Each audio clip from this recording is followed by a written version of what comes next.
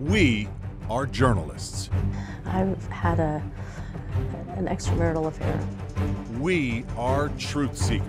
Sheriff Odie Shoup did not realize he was being recorded. Right after officers shot and killed a man. We look for the spectacular. Oh my gosh! We are your eyes. This has been a Nashville nightmare commute like none other. 1, 2, 3, 4, 5. I'd say we probably got about 24 head of cattle. We are your ears. Definitely a strong thunderstorm. We keep you safe. That's the color that it came out. It don't taste like water. I did 10 years in the Army, 2 tours overseas, and I wouldn't have fed Saddam Hussein this water. It's y'all that's encouraging these kids to put guns in their hands. Stop it. We keep you informed. I've never seen anything like this. Not much I can say today other than our hearts shattered. This Waffle House across the street is now a major crime scene. 4 dead, 4 injured. I didn't mean to do this to be the hero by any means. We are human.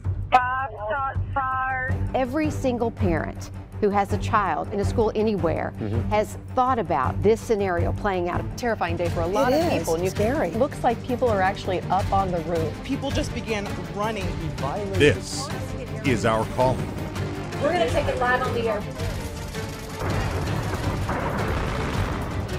We are journalists. Incredibly tough conditions out here. They're looking for articles of clothing. They're looking for clues. The most tense that I have ever experienced as a reporter.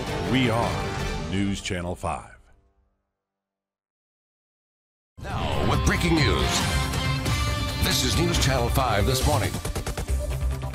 Our time now 5:51. You are looking at a live look down at the scene from Sky 5, flying over the Waffle House on Murfreesboro Pike in Antioch, where Metro Police are on the scene. SWAT team in the area looking for a gunman who walked into this Waffle House just around 3:30 this morning with what we are told by police was an AR-15 weapon, and he started shooting. I just learned that the SWAT team and Metro helicopter have both been called out because they think this man could still be armed.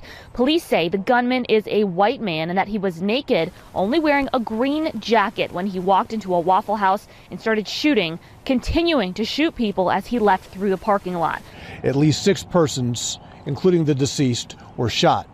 According to witnesses, the person of interest in this matter, a Travis Reinking, arrived in his pickup truck. He got out. There were persons outside the restaurant talking. He shot them.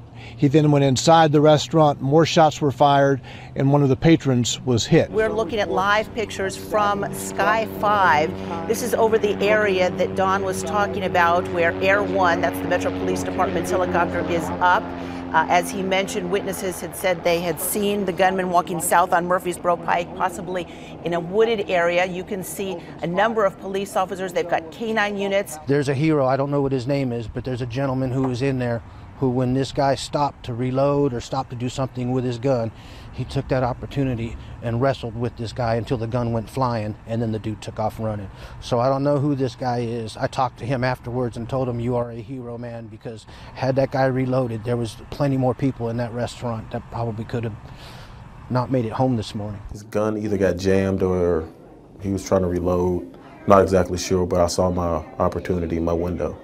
So I took it, and I ran through the door as fast as I can, and just kind of jammed him up with the gun when it pointed down, and then we started kind of wrestling for it and scuffling and fighting for it. So that was from when you grabbed? I grabbed close to I guess the barrel of the gun. It's actually burnt in this, I guess, this little region here. Oh, because it had just the gun had just gone off. Yeah, it was just discharging. So it's burnt pretty much up here, and then it's actually wrapped here into here. So sorry guys, then just bear with us here. This is all very fluid. Other side of the gully. Okay. We'll set the scene for you here. This is what's happening. We are up in the TVA power lines, kind of right behind where Travis's apartment is. Those are right behind me here. The TVA power lines are right up here. We're told that he was captured somewhere in this general area. Metro Police are just asking us if we can move back a little bit. So we are going to continue to just kind of move. Some of the Metro police officers who are out here on scene have told us that he has since been taken away.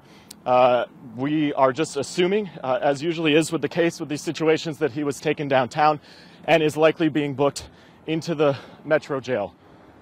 Okay, so what you are looking at right now, I'm being told, is a picture of Travis Reinking in the back of a Metro police car. He kept looking real nervous, and he ran out behind the school, and I lost sight of him. I called 911, told him we got a phone with him. I happened to turn around, and there was a guy that come out of the woods over here, and when he come out of the woods and he seen us, he turned around and was trying to go back in, but it's like he was a little disoriented. And then he took off in the woods again, and I called 911 again, and this is where we're at. We were the only ones here as he was brought in. You saw that maroon-like shirt that he was wearing, again, wearing that handcuffs. Tall man, again, 6'4". That is really what stood out to us when he was being escorted to the hospital.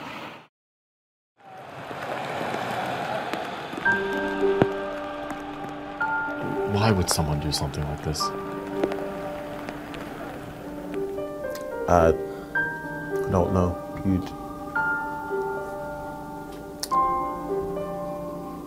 Destruction. I don't think I've ever seen someone lay like that, you know? And that kind of sucks. Just see someone literally laying on the floor bleeding and there's nothing you can do. What were you thinking about as this was all happening? It wasn't really really wasn't a process of thinking. It was more so of a now. You have to do this now, or it's not going to be. If I let him load that weapon, it wasn't going to be another window. 4 people didn't get to go home from the Waffle House. Right. Like I said, I didn't mean to do this to be the hero by any means. It was just kind of like survival of the fittest type thing. I'm sorry I couldn't get to the guy any faster. I can't let this moment make me change how I look upon people. Not all people are like that. Now with breaking news. This is News Channel 5 at 5. I know God forgives, but the people of Nashville don't have to, and I also want to ask for their forgiveness. Tonight, in an emotional interview, Nashville's mayor admits to an extramarital affair. That affair with a Metro police officer who headed her security detail. The admission came less than a week after News Channel 5 Investigates began asking about the use of taxpayer money. Megan Barry sat down this afternoon with our chief investigative reporter, Phil Williams. And Phil, this had to be a tough interview. You know, from a human perspective, certainly it was one of the tougher interviews that I've had. And for Mayor Barry, it was a moment that she had been dreading. Ever since Barry took office, Metro Police Sergeant Rob Forrest has been a near constant presence at her side during public appearances. Today, she admitted that she began an affair with him shortly after her election in the fall of 2015. Here's how she began our interview. You know, I'm a public person, but there's some things in my private life that I want to talk about today, and I'm very embarrassed, and I'm deeply ashamed, and I'm very sorry. But when I've had an extramarital affair since I've been in the mayor's office, and I have hurt a lot of people, and the affair was between 2 middle-aged consenting adults, and it was a mistake to do this, and I'm deeply sorry. During 2017, travel records show Forrest traveled with the mayor to San Francisco, Salt Lake City, Denver, Washington several times, as well as New York. In September, he flew with her to Athens, Greece, the next month to Paris, all at taxpayer expense. Were all of those legitimate business trips? Absolutely, every single one of them. And if it hadn't been Sergeant Forrest who would have been traveling with me as detail, there would have been other detail and traveling with me. The detailed security policy is set by the police department, and they say I have to travel with security. In fact, Forrest provided protection for former mayors Bill Purcell and Carl Dean. He averaged $34,000 a year in overtime for the last 3 years of Dean's term. But after Berry took office, Forrest's overtime pay increased to just below $60,000 in fiscal year 2015-16. The next year, that increased to more than $75,000, bringing his total pay to $157,000 for fiscal year 2016-17. And tonight, in another News Channel 5 Investigates exclusive, we've uncovered security video that shows how the two managed to find some quiet time inside Nashville's most famous historic cemetery. The city cemetery is the oldest public cemetery in Nashville, and other sources told similar stories about the white SUV used by Forrest to drive the mayor being spotted there in the early morning hours. And when we pulled security video from neighboring businesses, there it was at 7:29 on this day in October. The Tuesday before Thanksgiving, it arrived at 7:22. And the Monday after the long holiday weekend, they were back at 7:21. There was also this Monday in December at 7:16. A week later at 7:36. And as recently as January 8th at 7:34. In the security video, you can clearly see the mayor's SUV coming down the main drive, but instead of stopping here at the parking lot at the main building, they turn right. Then the mayor and her police bodyguard head off to the backside of the cemetery alone. What is relevant is if the taxpayers are paying for an officer that should not be drawing overtime for frivolous things, and I'm going to call them frivolous. Now, with breaking news. This is News Channel 5 this morning. We are cutting into programming right now with some breaking news from City Hall. Sources tell us that Mayor Megan Barry will resign this morning. This comes after she appeared in criminal court this morning at 9:30, just a short time ago. This after she has admitted to News Channel 5 Investigates that she had a 2-year affair with her bodyguard, Rob Forrest, who has since resigned from his position. Now, from the time news of the affair first broke, Mayor Barry dug in her heels and said she would not resign. But an investigation by the TBI and the Metro Council left her unable to govern in the eyes of many voters. All right, so we need to tell you what's happened in the court appearance within the last 10 minutes. Mayor Barry has entered a guilty plea this morning. Yeah, she pled guilty to theft over $10,000. And as a part of that plea deal, she got 3 years probation. She has to pay back $11,000 in restitution. And the judge said she could have that expunged from her record if she followed all the rules and did what he said she should do.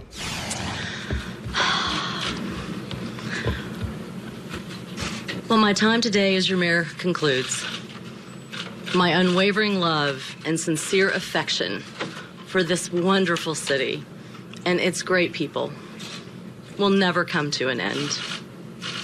No one is as excited about this city and its bright and limitless future as I am. Leland, you can see how hard the rain is coming down now, how hard the wind is coming down. I'm going to step into the shelter of the live truck for a second here and just let you look at this powerful wind and rain. Blew my hat right off of my head. And this is just a change that we've seen in the last 10 minutes. I was just live a couple minutes ago and it was just drizzling. And now look at these powerful winds, powerful rain. You can certainly see the intense line with these storms that are moving through the area, the severe storms, and we have these winds that are bowing out. There's isolated debris in parts of this Farmington subdivision here. I'm going to walk you through this yard to show you where their garage was ripped right out from the building here of this home. And you can see across these people's yards, there's debris that was picked up from other people's yards and tossed here. I've seen at least 2 homes that were damaged. So far, it's unclear whether anyone was injured. News Channel 5 meteorologist Henry Rothenberg is in Sky 5 right now, giving us our first really good look at the damage from this storm from the sky. Henry, I know you're just getting to Montgomery County, but tell us what you're already seeing. Well, Jennifer, we are currently over the Farmington subdivision on Fantasia Way, and it is just debris scattered everywhere as you look at this view from our camera lens here on board Sky 5. Lots of damage. We are seeing what maybe at that corner intersection right there was potentially a home at one time. that's just nothing but debris. We're seeing folks slowly driving around. I actually do that. It is a dog. All right, it is a dog. We are actually getting sights on that, and yes, we are seeing folks that are coming out. Jennifer, to answer your question, it looks like they've got the dog out. Yay! Yes, they have safely got the dog out. It was a dog that was trapped, so we do have that here for you live right now, that they just rescued that dog from the rubble. Thank goodness. It looks like it's up, probably a little shocked, Shook but its tail. yeah, he looks. Thankfully, looks to be probably a little shocked, but he looks to be okay, given that he's walking right now. And oh my goodness, that is a great sight to see. If you had to see a sight like that, the family pet is saved there. But sadly, this family has lost their entire home. Video obtained exclusively by News Channel 5 Investigates is raising new questions about a deadly shooting last year. Investigative reporter Ben Hall has the body cam tapes that caught the sheriff's shocking admissions. White County Sheriff Odie Shoup did not realize he was being recorded right after officers shot and killed a man. A deputy was holding a body camera neither knew was on. They put the camera in the back of a patrol car, and what it caught the sheriff saying raises new questions about what happened following a 2-county police chase and is at the center of a federal lawsuit. The slow-speed chase started hours earlier in neighboring DeKalb County. Last April, Smithville police attempted to pull over Michael Dial for driving on a suspended license. He was driving a 1976 pickup, towing a fully loaded trailer. Why didn't stop? He was scared. I know him enough to know that. Robin Dial can't believe how things escalated and that her husband is gone. When I wake up every day and he's not there, it's like going through it all over again. DeKalb deputies backed off at the county line, and White County took over. Their deputies tried to stop Dial using their patrol car. Reserve Deputy Adam West got involved driving his personal pickup. We're on edge too. Sheriff Odie Shoup was not involved in the chase, but he gave orders to the radio dispatcher authorizing deputies to shoot Dial. 59, take every house by any means necessary, including deadly force. After that order, you see Deputy West take out his gun. They're on Highway 111 with few cars in sight. Minutes later, deputies push Dial's truck off the road. West gets out of his truck and immediately opens fire.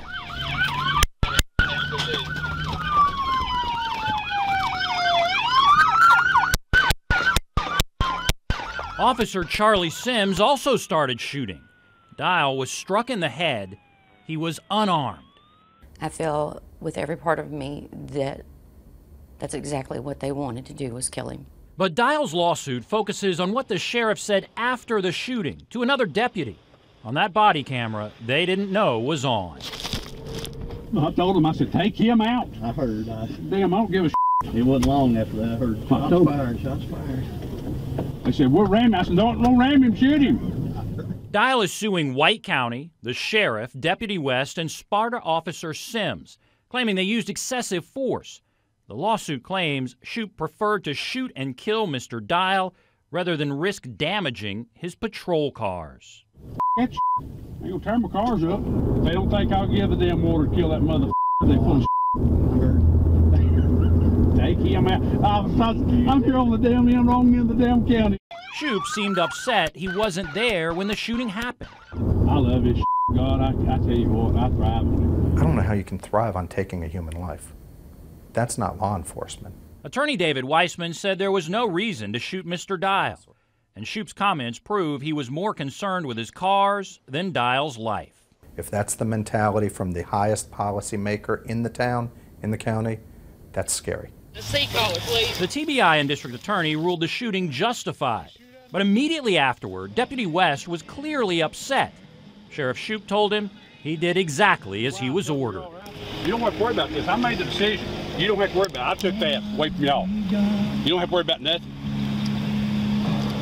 Everything's cool. You done just exactly right. He wouldn't hurt anybody. Robin Dial will never believe her husband needed to die.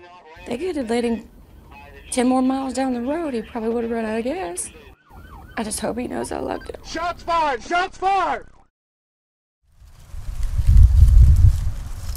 It's kind of home. It feels like home.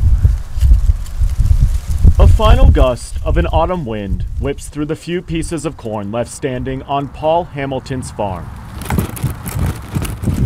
Naked, wilted stalks soon to be gone, and so too will Paul Hamilton's prized herd of dairy cow. You know every cow by the way they act. He hasn't taken a vacation day in 4 years. It's once a day. I put out 2 bales. There's no way he could. Yet Paul loves this land, loves these cows. When you do it for 29 and a half years, you know, you kind of get to where it's part of you. But like the 1971 John Deere tractor he keeps riding, you can see I don't have fancy equipment, it's old. Paul's farming career is about to be beyond repair.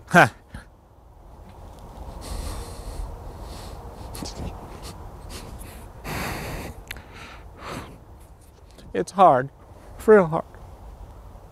This 53-year-old is carrying a burden far heavier than the hay bales he uses to feed the cows here. I say they just keep taking more and more away from me. Well, you can't afford to stay in. Paul once dreamed of selling these 80 acres to his son John. Come on, heifers! The high school junior does his best to help his dad. Farming, though, just isn't in his blood. I wouldn't want to do it every day for 365 days a year. It's a lot of work.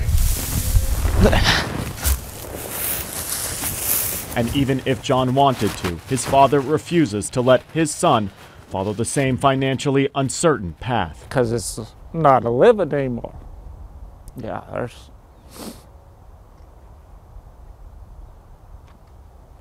You know, you work and you make no living. And last month, the Hamilton family made negative $1,500. We're hemorrhaging money at this point. It's just, we can't keep going like that. Paula Hamilton doesn't see a way they can survive past the end of this year. Hundreds of dairy farms have shut down nationwide since the start of 2018. The next years don't even look any better either, so. It's kind of sad. It is not just about the money, though. There is something much deeper, much darker, much deadlier gripping America's farms right now. You've got people that have multi-generations, and then they're the generation that goes out, and there's guilt that goes along with that. There's hurt. There's, you know, why? What did I do wrong? We can't romanticize farming anymore. It's a tough, tough occupation. The following is a News Channel 5 special presentation. It's an invisible toxin that could be hiding in the drinking water at your child's school. It's been associated with about 1 in 6 cases of attention deficit disorder nationally.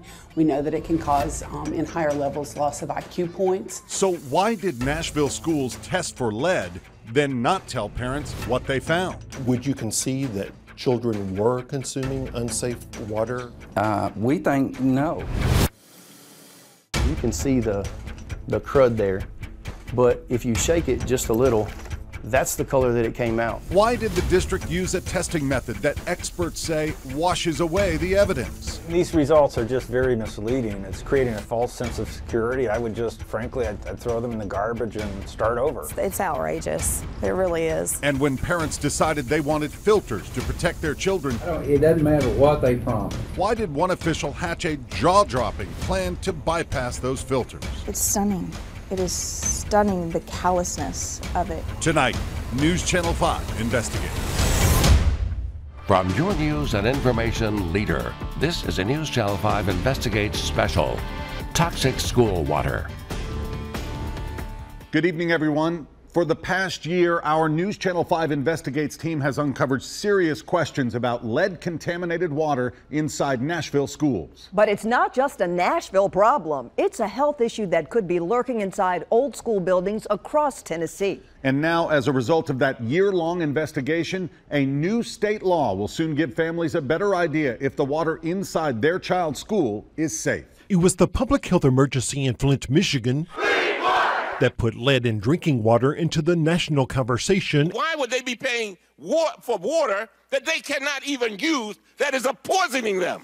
And prompted Metro school officials to hire a company to test the water in the district's oldest buildings. The results contained in this report obtained by News Channel 5 Investigates reveal some children may have been drinking water with lead concentrations higher than the average levels in Flint. We're confident that our drinking water is safe. Yet the man in charge of Metro school buildings attempted to put a positive spin on the numbers. Dennis Neal noted that the Environmental Protection Agency sets a lead action level of 15 parts per billion for public drinking water systems. And out of 2,800 samples tested, they found just 81 above that threshold. Would you concede that children were consuming unsafe water in some locations? We think no. I mean, these are even despite these numbers. Well, again, it goes. You have to go look back at where we found the problem, and again, the areas where we found the problems were areas that are rarely used by our students. It's settled some. You can see the crud there, but if you shake it just a little, that's the color that it came out. That if a student had just come in from playing outside and decided, hey, I want to drink a water, and ran up to the fountain, that's what they're going to get a mouthful of. Look closely and you'll see sediment floating through the water. So it doesn't smell. I don't think it smells. But if I had a choice of water to drink, I wouldn't pick that bottle. Which is why Combs said he decided to collect the sample and bring it to us. I did 10 years in the Army, 2 tours overseas, and I wouldn't have fed Saddam Hussein this water. So the last thing I want is a child drinking that. We sent the sample to an accredited lab to be tested. The results revealed that the water contained 18 parts per billion of lead. That's above the EPA so-called action level of 15 parts per billion. It also contains 6,500 parts per billion of copper. The EPA says anything above 1,300 parts can make you sick. Lula Mosley has 3 grandchildren there. When I go pick them up sometimes, their stomachs be messed up by that food. So it's got to be that water that they're cooking that food with. Our heart's shattered with this. Tonight, an officer down. This is one of our best deputies. Dixon County Deputy Daniel Baker, killed in cold blood. This is a prime example of why we have to take care of each other and take care of our citizens. His accused killer, Stephen Wiggins, remains on the run. If you do see this man, do not approach. Instead of taking time to grieve, officers must continue the manhunt. He has the option to do the right thing. While our community continues to hold our breath. Now with breaking news, this is News Channel 5 at 6. Good evening. Right now, the search continues for a man considered armed and dangerous after authorities say he shot and killed a Dixon County Sheriff's deputy. Crews are actively searching for Stephen Wiggins at this hour. Here are a couple of recent photos of the man who is currently on the run. Wiggins is accused of shooting and killing Deputy Daniel Baker after the law enforcement officer went to check out a call of an abandoned car. The Dixon County Sheriff says Deputy Daniel Baker was one of the county's best. That's why his men will not rest until his killer is in custody. We have team coverage tonight of this tragic situation. And we'll begin with News Channel 5's Sarah McCarthy at the Police Command Center. Sarah, this search continues to intensify. Absolutely, Rory. We've seen more and more resources pour into this parking lot just off Highway 46, turning this into just a massive command center. We've seen canine officers, we've seen helicopters, and of course we've seen dozens of officers on foot. Tonight it's clear no one here will rest until Stephen Wiggins is caught. There's not much I can say today other than our heart's shattered with this. This is one of our For the second time, Sheriff Jeff Bledsoe is mourning the murder of one of his own. Sergeant Daniel Baker was found dead inside his own patrol car. Around 7 o'clock this morning, a resident in or around the Sam Vineyard Road area reported a suspicious vehicle Sergeant Baker responded, but minutes later, dispatch couldn't reach him. GPS helped track his vehicle. They continue this search for this man. We cannot show his picture enough, Stephen Wiggins. We have watched numerous times as authorities thought maybe they were closing in on him. Anytime that they get any kind of tip, they have to respond to it with utmost urgency and with a high amount of manpower. I have been told that there is a possibility that Stephen Wiggins may be cornered in a wooded area right now by law enforcement officials. We have seen dozens of them started to descend on this area. We are right above Sam Vineyard Road, which is coincidentally where we believe this whole horrific ordeal unfolded this morning. Tonight, the manhunt for the accused killer of a Dickson County deputy is over. Stephen Wiggins is officially in custody. Wiggins was spotted by a state trooper and restrained using handcuffs belonging to the deputy he's charged with murdering. News Channel 5 team coverage continues as the sheriff salutes his fallen deputy. His service and dedication to his country and community will always be remembered. This is News Channel 5 at 6.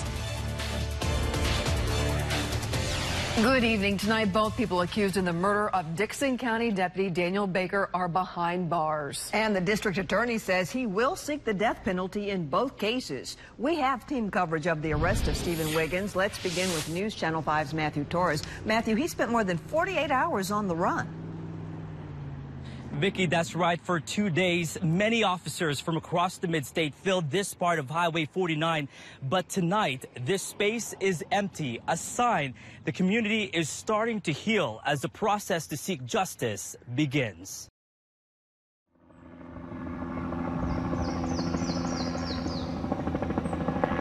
I've never seen anything like this. What a day, what a man, what a life. What they'd give to have him back. Today's about honoring Sergeant Baker. From the patrol car outside the First Baptist Church. It's totally amazing to me. To the streets of Dickson he so proudly served. Where Jeanette Bonkowski and hundreds of other people stood to say thanks to Sergeant Daniel Baker. The way it happened is,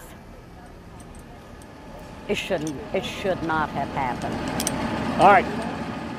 Today was not about the way the 32-year-old died. It was about the way he lived, the family he left behind. I cannot start to imagine what that little child and his wife are going to be going through. Sergeant Baker approached, shrouded in near silence, flanked by the men and women of his department. On the streets he loved, past the people he loved. I told him when he went by to rest in peace. That's what I want him to do.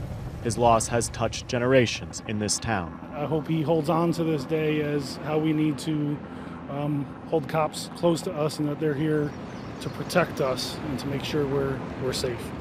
I hope they think what a proud town we are and how much we appreciated their husband, their father, their brother.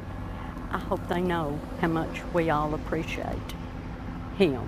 What a day. What a man. What a life. What they'd give to have him back. Chris Conti, News Channel 5. From the News Channel 5 network, this is a special presentation.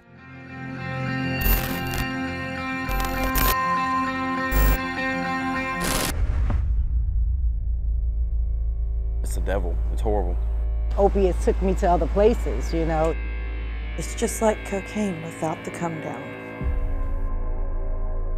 Users are almost running to the fire as opposed to running away from the fire. I've done things I'm not proud of. To be brutally honest, I sold my kids things to get it. So in 7th grade, he started on the opiates. We're having mass casualty events in this country every day as it relates to the opioid crisis. The damage I've done, I don't know if I could ever really just fix it. If you are a drug user, you need to stop and get help. I'm ready. Nervous, but I'm ready. Don't give up.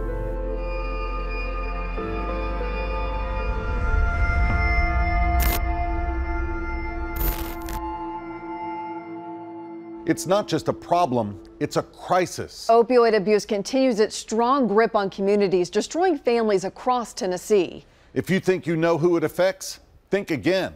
It can be your teacher, police officer, or even your pastor. More people died of overdoses in the state last year than ever before, and nearly 1,300 of the overdoses in 2017 were linked to opioids. It's now a topic for candidates running for office, but despite political feuds, there's still the never-ending battle to stop it. Here's Matthew Torres.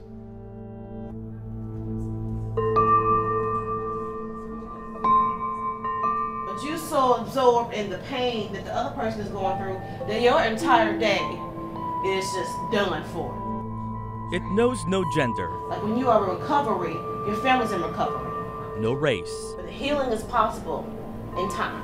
and no socioeconomic status. Care, concern, and love. In the walls of this room, You do look a bit frustrated, and I can definitely see how the situation can cause you to think the way you think. there's no such thing as boundaries. I was a dead woman walking. Addiction judges no one. I was a functioning addict, very well. I ran a business. I was a successful businesswoman, sales manager. As my addiction got worse, my business went under within 2 years. Andrea Kirshner is at the intersection of her life where desperation and hope meet. Will I get my family back? I hope. But I have to show them I am serious this time. And I am, because I'm sick and tired of being sick and tired. The Brads are back and better than ever. Can he finish it here? But now a record-breaking season leads them to a familiar place. They have unfinished business, and the quest for hockey's ultimate prize begins. From the News Channel 5 network, this is Quest for the Cup. The gold masses ascend on Bridgestone Arena because it's the Cup. The long wait is over. The playoff journey starts now. Welcome into the plaza. Steve Lehman along with television's John Burton. We're here with you for the next 30 minutes on Quest for the Cup here on News Channel 5, getting you set for Game 1 between the Predators and Avalanche. Feels like we're just here doing this, doesn't it, Steve? Yeah, players, fans, the whole city, they've been waiting for this for a long time, 10 months in fact, and after being denied the Stanley Cup last year, the Predators wanted to make sure this year their playoff road started right here in Smashville. Look below me at Bridgestone Plaza. The crowds are really starting to pour in, and they are ready for a fight tonight, and they are definitely ready for a win. Let's take a live look from Sky 5 now, flying over this crowd. The countdown is definitely on. 1 hour until the puck drops for this first ever Game 7 in Smashville. The party in the park got underway just about an hour ago. People are staking out their claim with their chairs, with their blankets, enjoying this beautiful weather. The two large screens there will show the game. Somewhere I read of the freedom of speech. He was our leader. He was the leader of the people. That the greatness of America is the right to protest far right. What does it mean to dream? What does it mean to have courage? And I was 15 years old at the time. What does it mean to still be in mourning 5 decades later? Yeah, it seemed like it was just yesterday. On the streets of Memphis today, Shirley Evans became an agent for change because of a man she never met. I can compare him to Moses. I would compare him to Moses. God sent him to deliver the people. Her hands held the same sign as sanitation workers who marched with Martin Luther King 50 years ago. All they wanted was dignity and decency. Not far enough. We got some more work to do. Today was no different. On the very same streets, on the very same route Dr. Martin Luther King marched in 1968, the fight against racial inequality was alive and well. There's still work that we need to do. It's almost like it never happened. At 75 years old, Betty Magnus remembers the moment Martin Luther King was killed on the balcony of the Lorraine Motel. It's very important to keep the movement going. Determined to keep going, they marched to the church where Dr. King gave his final speech. Well, I don't know what will happen now. We've got some difficult days ahead. It was almost as if he knew his own destiny that day. We lost someone that didn't mind losing his life for us. His was the kind of loss that bridges generational gaps. Gwendolyn Hunter came here today with her great-great-grandchildren. The dreamer sleeps, but his dreams live on. I want them to know about his legacy and what his dream was. 50 years ago, Martin Luther King came to Memphis with a dream. 50 years later, they still aren't ready to let it rest. But it really doesn't matter with me now, because I've been to the mountaintop.